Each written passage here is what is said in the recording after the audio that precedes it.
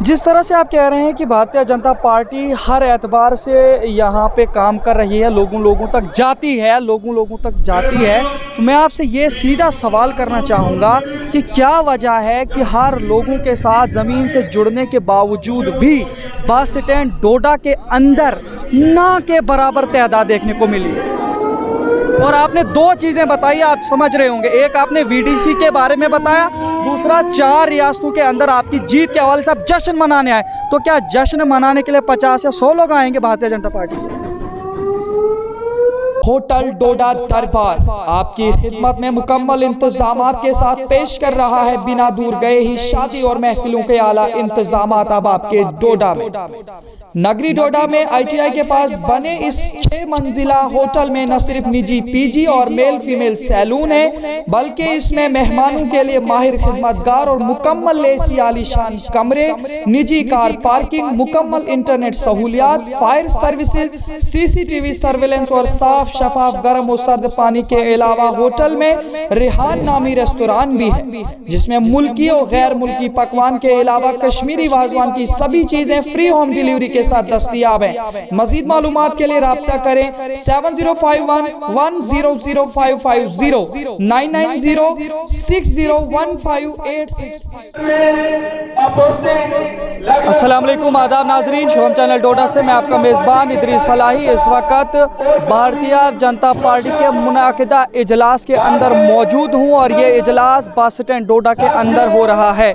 जिस तरीके से यहाँ पे आप लोग देख रहे होंगे कि लोगों की तादाद जो यहाँ पे बैठी हुई है, ये सारे लोग अपने यहाँ पे आए हुए मुकर्रीन हजरात के ज़रिए से की गई तकारीर से महजूज़ हो रहे हैं। आप सब लोगों की जानकारी के लिए ये भी बताना चाहूँगा कि इस वक्त इनके इस प्रोग्राम में मुनाकिदा इजलास में साबिका MLA शक्तिराज परिहार जी यहाँ पे हैं और इसके अलावा दलीप सिंह परिहार जी और काफ़ी सारे ऐसे इनके रहनुमा यहाँ पे मौजूद हैं।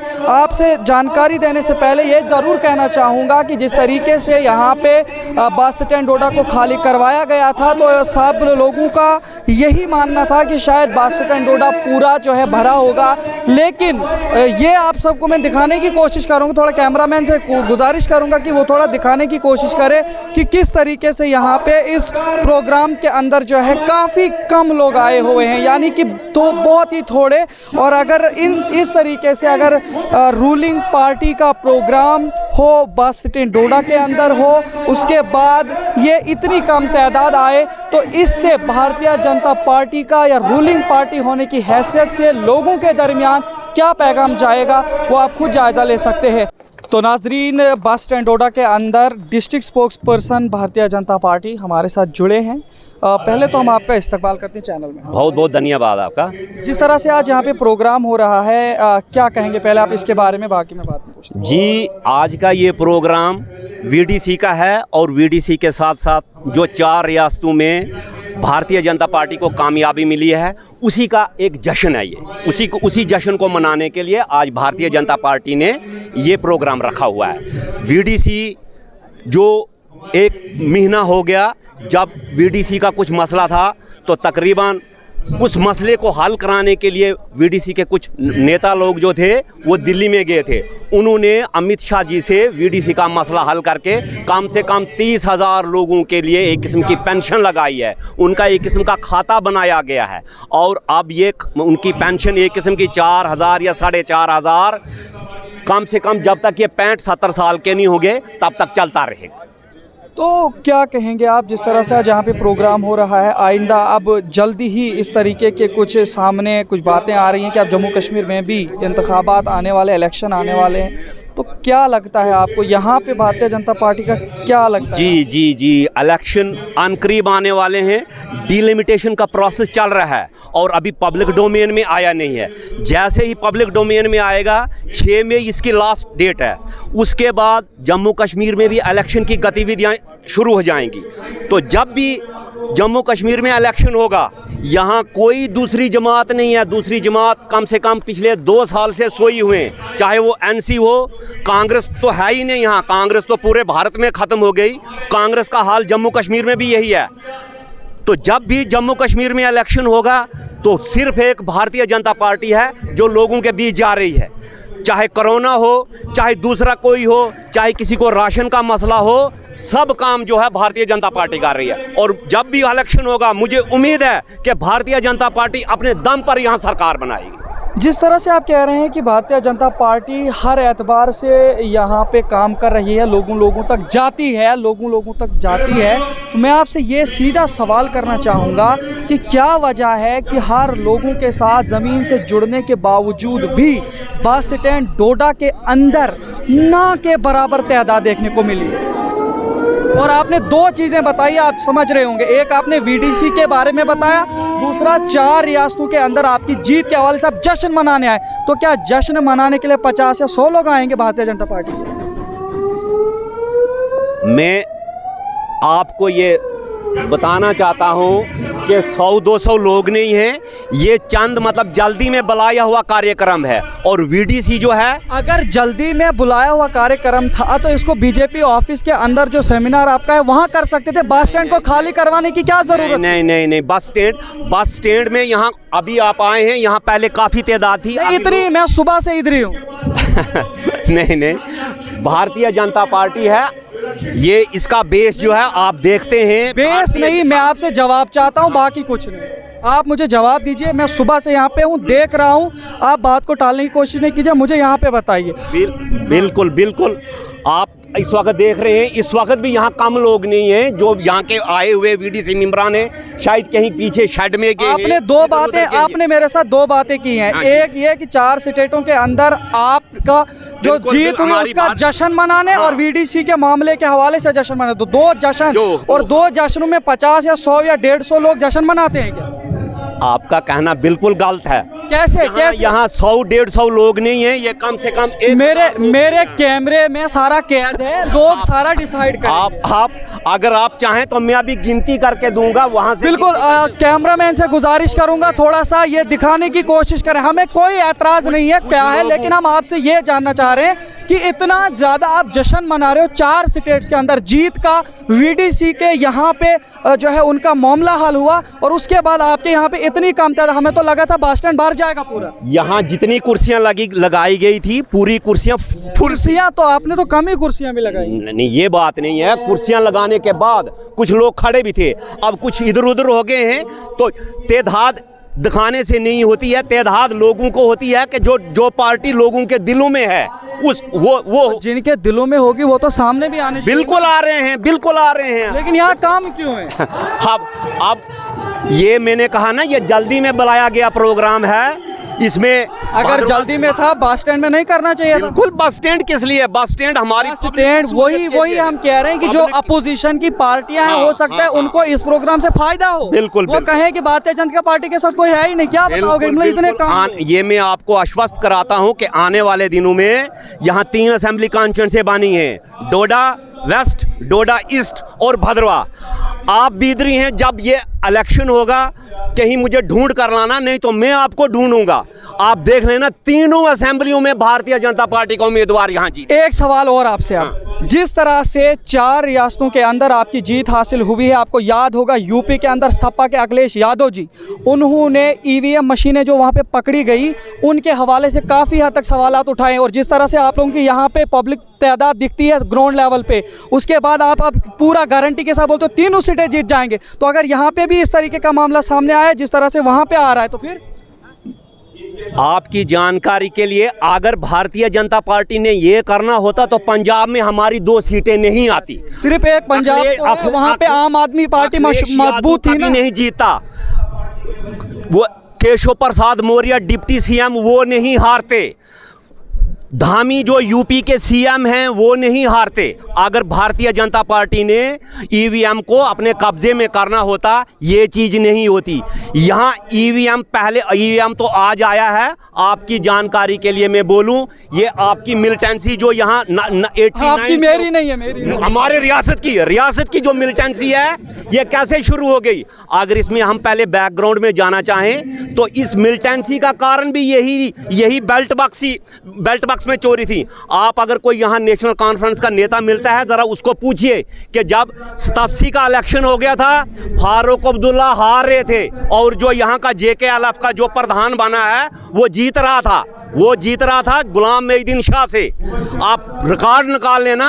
लेकिन तब ये मुसलमान थे, उन्होंने चोरी की और उनको हराया और खुद जीत गए। मुसलमानों ने चोरी की? मतलब नहीं, मुसलमान ने चोरी नहीं की, एनसी ने चोरी की। एनसी ने चोरी की, जो एनसी के जो खास थे कश्मीर में, उन्होंने बेल्ट बॉक्स की चोरी की।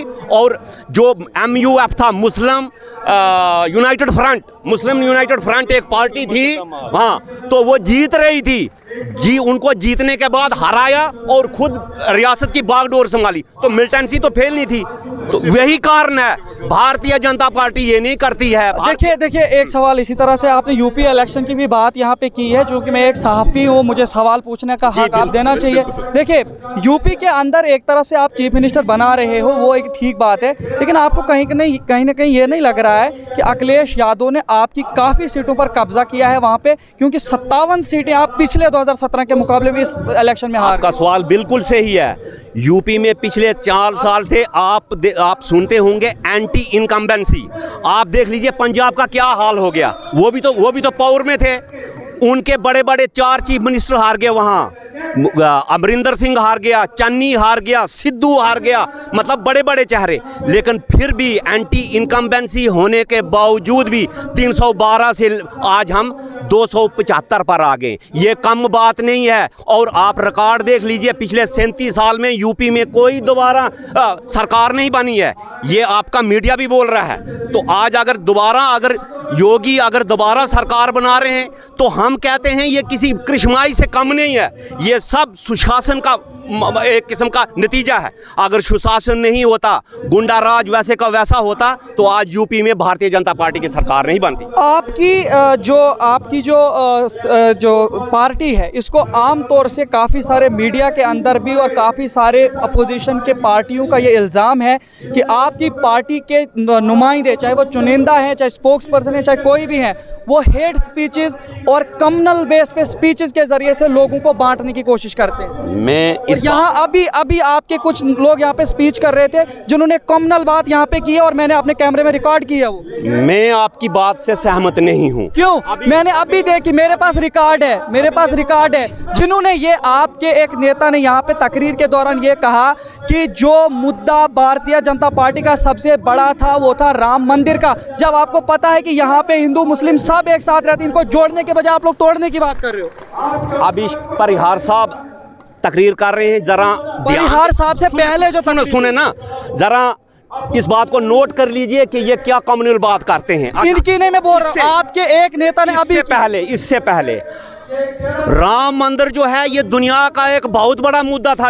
मतलब मजहबी बुनियादों पर ही आप लोग वोट लड़ते हो ना, इलेक्शन आप लोग जमीनी लेवल पर मत लड़ते। अब अगर इस चीज की बात करनी है तो मुझे माफ करना, मुझे ये बात भी कहनी है, यूपी में 71 सीटें जो हैं वो मुस्लिम डोमिनेटेड एरिया हैं। जरा मैं दूसरे लोगों से भी मालूम है, मुझे मालूम है। उस 71 में से 67 सीटें जो हैं वो मुस्लिम कैंडिडेट ने जीती हैं। वो कैसे जीती हैं, मैं भी फिर आपसे यही सवाल करता हूं। 71 में से 67 सीटें जो हैं मुस्लिम कैंडिडेट ने जीती। मैं नहीं जवाब चाहता हूं, मैं अपोजिशन के लिए आपका जवाब चाहता हूं कि वो जो कहते हैं कि कम्युनल और हेट स्पीचेस की बुनियाद पर आप इलेक्शन जीते, उनको क्या कहेंगे आप? मैं ये इस चीज को नहीं, मतलब मेरे ख्याल में ये नहीं है। भारतीय जनता पार्टी का एक ही मुद्दा है, सबका साथ, सबका विकास, सबका विश्वास। आप देख लीजिए, अगर हेट स्पीच होती तो अगर राशन जा रहा है तो वो आपके घर में भी जा रहा है, मेरे घर में भी जा रहा है। अगर आवास योजना बन रही है वो आपकी भी बन रही है, मेरी भी बन रही है। वहाँ ये नहीं देखा जा रहा है कि ये भाग सिंह की बन रही है या किसी गुलाम मोहम्मद की बन रही है। अगर वहाँ गोल्डन कार्ड मिल रहा है, अगर किसी को सरकार की अगर कोई फैसिलिटी मिल रही है, तो मेरा कहने का मतलब है कि वो जात पात पर, महजब के नाम पर नहीं हो रही है, वो एक हिंदुस्तान के शहरी होने के नाते मिल रही है। तो हाँ, यहाँ पे जम्मू कश्मीर पर आते हैं। जम्मू कश्मीर के अंदर बेरोजगारी अभी भी पीक पर है, कुछ पोस्टें निकल रही हैं लेकिन अभी भी पीक पर है जम्मू कश्मीर में बेरोजगारी। उस पर भारतीय जनता पार्टी के लिए हमेशा लोग जो है, यूथ यहाँ के हमेशा प्रोटेस्ट पे होते हैं। आरजी मुलाजमिन जिनके लिए बार बार 70 साल और 7 साल की बात की जाती है, क्या करेगी भारतीय जनता पार्टी उनके लिए? जल्दी से आप बताइए यहाँ पे। जी, आरजी मुलाजिम में कई किस्म के हैं, PHE के हैं, बिजली के हैं, फॉरेस्ट के हैं, शायद R&B के भी हैं। आपने सुना होगा, नहीं मैं पहले पीछे ले जाऊंगा आपको, जब ये आर्जी मुलाजम लगे गए थे, शायद मेरे इन दूसरे भाइयों को पता नहीं होगा, अगर मैं कहीं NC का खड़पेंच हूँ, कोई मंत्री हूँ, कोई लीडर हूँ, तो मैं लगा रहा हूँ, वो मेरे घर में कोई पॉलिश करने वाला भी है, मैं भी उसको आर्जी मुलाजम लगा रहा हूँ। जो मैं तो नेता तो लगा रहा है, नेता का खड़पेंच भी लगा रहा है। आपको ये जानकर भी ये मतलब अचंभा लगेगा कि इन आर्जी मुलाजमों का कोई खाता नहीं था आज तक। ये अगर जब इनका खाता निकाला गया तो ये 60,000 थे, लेकिन जब इनको पक्का करने की बारी आ गई, ये बात कब की है? ये बात है जब श्यामलाल शर्मा जो थे PHE के मंत्री थे, जब खाता निकालने लगे वो 1.5 लाख के करीब निकलने लगे। तभी से लेकर आज तक ये मतलब कंट्रोवर्सी चली है कि असली आर्जी मुलाजम कौन है। मैं आपको ये यकीन दिलाना चाहता हूँ कि अनकरीब ही बिजली वाले तो परमानेंट हो गए, जो 12,000 थे, PHE के भी परमानेंट हो जाएंगे। आपने सुना होगा पिछले दिनों उनकी गवर्नर साहब से मुलाकात कराई गई है हमारे अध्यक्ष रविंद्र रैना जी ने, और गवर्नर साहब ने भी ये मान लिया है कि इनका जो भी होगा चंद दिनों में या महीनों की बात है, उनका भी हो जाएगा। बहुत शुक्रिया हमारे साथ बात करने के लिए। कुछ कठिन सवालात थे, आपने जवाब देने के लिए बिल्कुल भी नहीं कतराए, क्योंकि हमने काफ़ी सारे ऐसे सवालात किए थे जो पब्लिक के लिए ज़रूरी थे। और आप सब लोगों ने देखा कि जिस तरीके से यहाँ पे प्रोग्राम हो रहा है, अभी इस वक्त साबिका MLA शक्तिराज परिहार जी की तकरीर हो रही है, और यहाँ पे जो जितने लोग हैं वो उनकी तकरीर को सुन रहे हैं। उम्मीद यही करते हैं कि इनकी स्पीच ख़त्म होने के बाद इनके साथ भी बातचीत करेंगे, कुछ सवालात इन पर भी साधने की कोशिश करते हैं। हमारे साथ जुड़े रहिए। आपका नाम जानना चाहेंगे? सर मेरा नाम पंचम सिंह है। मैं आप जिस तरह से आज यहाँ पे प्रोग्राम में आए हैं, क्या कहना चाहेंगे पूरे इस हवाले से? सर इस प्रोग्राम में इसलिए आए हैं कि हमें खुशी है कि VDC का मसला जो है भारतीय जनता पार्टी ने ये हल किया है, ये भी खुशी है। फिर इस खुशी से भी हम आए हैं कि उधर UP बिहार में जो BJP की जीत हुई है 4 स्टेटों में, तो उसकी भी हम खुशी है, उसमें भी आए हैं।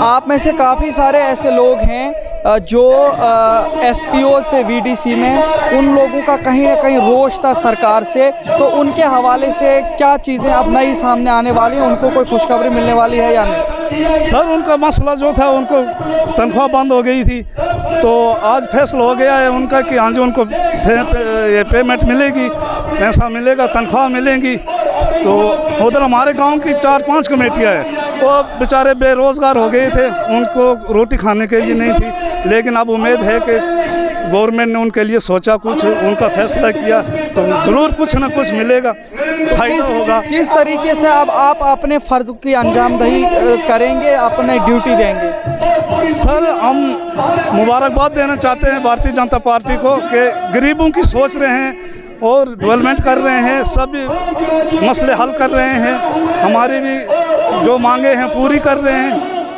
बहुत शुक्रिया हमारे साथ बात करने के लिए। नाज़रीन और भी काफ़ी सारे यहाँ पे लोग हैं, उनसे भी जानकारी लेने की कोशिश करेंगे और आप तक पहुँचाने की कोशिश करेंगे। साथ ही साथ साबिका MLA शक्तिराज परिहार जी यहाँ पे आए हैं, काफ़ी सारे सवालात उन पर साधने की कोशिश करेंगे। उम्मीद है कि उनके साथ बात करने का मौका मिले, और बात जैसे उनके साथ करेंगे तो आप तक पहुँचाने की कोशिश करेंगे। देखते रहे हमारे साथ, और हम लोगों के साथ और ज़्यादा मज़ीद जाने की कोशिश करेंगे। तो नाजरीन, साबिका MLA डोडा शक्तिराज परिहार जी और जम्मू कश्मीर के नायब सदर भारतीय जनता पार्टी इस वक्त यहाँ मंच से नीचे आ रहे हैं, इनसे थोड़ा सा पूछने की कोशिश करेंगे। जिस तरह से जानकारी अभी दी कि यहाँ पे 2 तरीके से आपने आज प्रोग्राम किया, एक तो VDC के लोगों का मुलाजमों का जो परमानेंट होना है और 4 रियासतों के अंदर आपकी जीत पाई, लेकिन यही देखा जा रहा है कि यहाँ पे आज कम तादाद थी। क्या लगता है आपको इसका का कोई फायदा होगा? नहीं, मैं आपको बताऊंगा, हमारा यहाँ पे कार्यक्रम जो था, हमारे तरुण चुग जी जो नेशनल जनरल सेक्रेटरी, उनका आने का कार्यक्रम यहाँ पे था, लेकिन वो प्रोग्राम नहीं हुआ, इसलिए आज केवल VDCs के लोगों को और मुख्य कार्यकर्ता जो हमारे हैं, जो मंडलों के मेन कार्यकर्ता, उनको बुलाना था। आने वाले समय में एक बहुत बड़ी विशाल रैली आपको यहाँ देखने को मिलेगी जब हमारे नेशनल जनरल सेक्रेटरी यहाँ पे आएंगे।